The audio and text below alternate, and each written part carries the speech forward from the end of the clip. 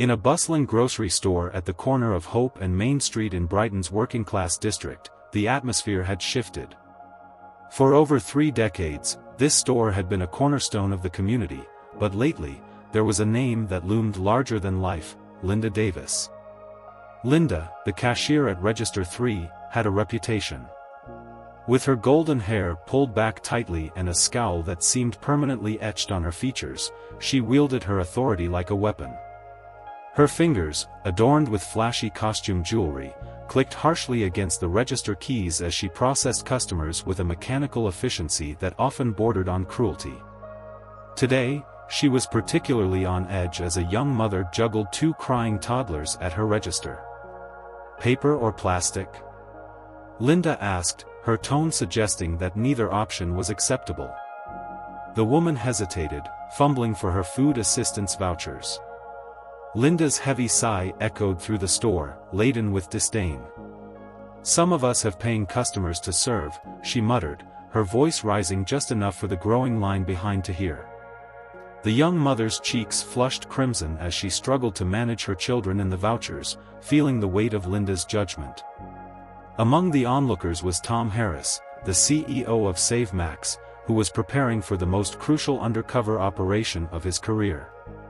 In the back office, he was undergoing a transformation of his own, carefully applying a scraggly false beard and donning worn thrift store clothes. "Are you sure about this, sir?" Richard Torres, the district manager, asked with concern. Tom nodded, determination in his eyes. "We can't just rely on numbers or security footage. Our mission is to ensure dignity and respect for every customer. If we're failing at that, I need to know why." He thought back to his childhood, when he and his mother had struggled to make ends meet. "A grocery store is more than just a business, it's a lifeline for some families," he said, his voice thick with emotion. As he finished his transformation, he became Michael Chen, a down-on-his-luck former office worker who had lost everything in the economic downturn. Every detail was deliberate, right down to the worn shopping bag and the carefully counted coins that would serve as his only means of purchase. When the store opened at 8 a.m., Tom shuffled in with the morning crowd, clutching his bag tightly. The familiar scent of fresh bread filled the air, stirring a mix of nostalgia and anxiety within him. Today felt different, it was personal. As he navigated the aisles, he noticed how shoppers avoided eye contact, treating him as if he were invisible. He selected the cheapest loaf of bread and a small carton of milk, his heart racing as he approached Linda's register. "Welcome to Save Max," Linda said, her voice dripping with disdain as she scanned his items. "I suppose you found everything you were looking for?" Her tone suggested he had no business being there. Tom fumbled with his coins, his hands trembling as he began counting them out, each clink echoing in the tense silence. "That'll be $4.27, Linda announced, impatience lacing her words. The line behind him shifted uncomfortably as he continued to count, some coins rolling away. "For heaven's sake," she snapped, refusing to help him retrieve the scattered change. "Some of us have real jobs to get to." Just then, a small voice piped up from the line. A little girl, no more than 7, darted forward. "I can help," she exclaimed, dropping to her knees to gather the coins. Her mother looked mortified, but Tom caught her eye and smiled, grateful for the girl's kindness. "Thank you, but I've got it," he said softly. As he straightened up and counted the remaining coins, he felt an unexpected surge of strength. "You're right about one thing, Linda," he said, his voice suddenly clear and steady. "You will see me again tomorrow." He reached into his worn jacket pocket, pulling out a small, tarnished business card holder. "This is no joke, Miss Davis.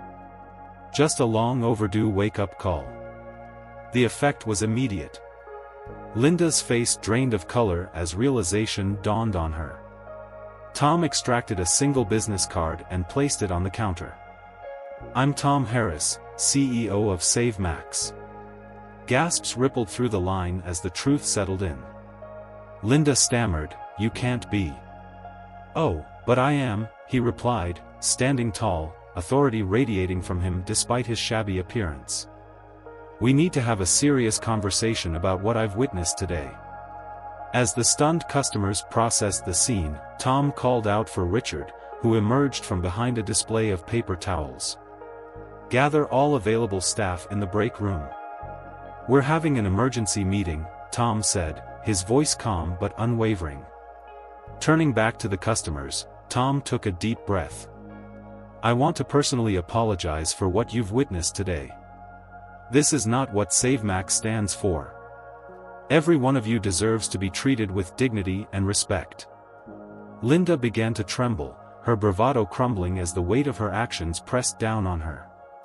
"I can explain," she said weakly. "Save your explanations for the meeting, Miss Davis," Tom interrupted, his tone firm. "Right now, I want you to look around. These aren't just customers, they're parents trying to feed their families, seniors making their pensions stretch, students working their way through college. They're human beings, each with their own story, their own struggles." He picked up the loaf of bread and carton of milk he had intended to purchase. "You know why I chose these items? Because 30 years ago, my mother and I counted coins just like this to buy them. We lived above our small grocery store, and some weeks, this was all we could afford. But we never lost our dignity because dignity isn't about what's in your wallet, it's about what's in your heart." The air in the store shifted from tense to reverent, the hum of refrigeration units fading into the background. A veteran in the crowd spoke up, "I've been shopping here for 20 years and have never seen anything like this." Tom nodded. "That's because people like Miss Davis count on silence and embarrassment to keep their victims quiet. But silence can be broken, and it should be broken."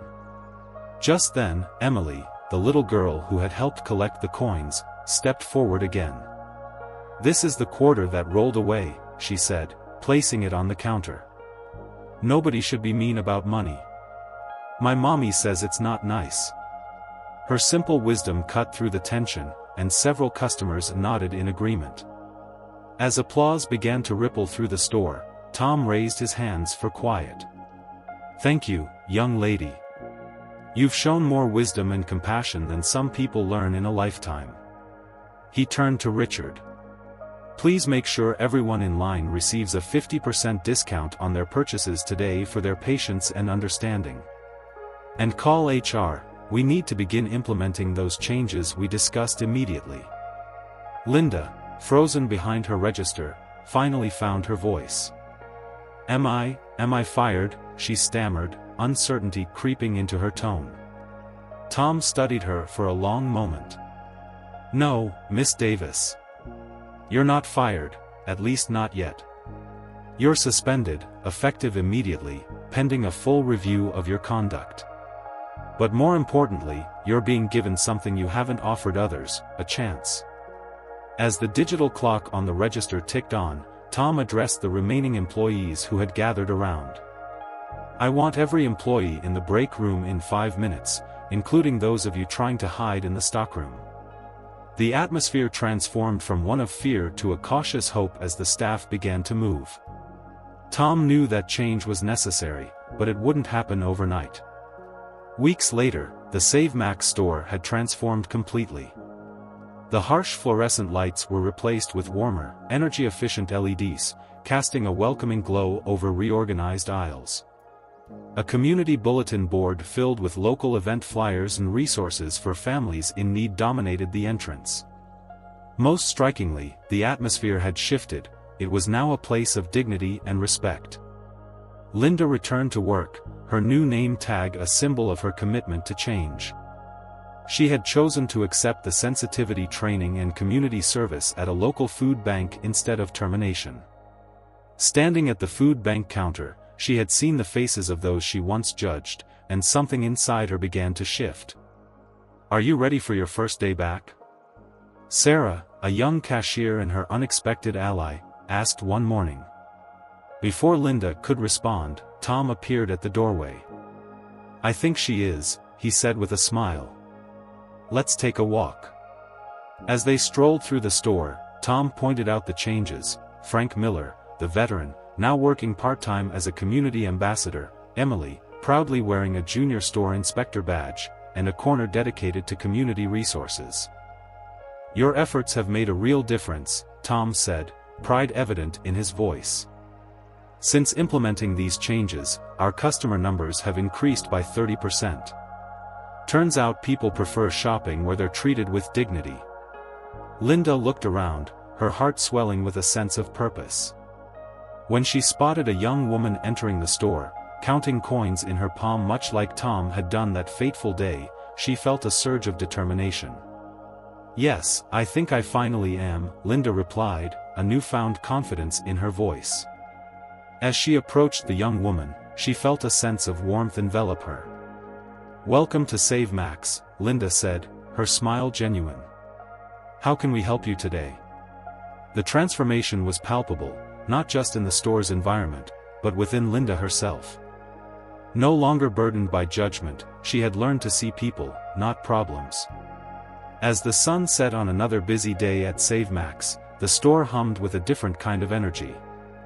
It had become more than just a place to buy groceries, it was a model for corporate responsibility, a testament to the power of second chances, and a celebration of community spirit.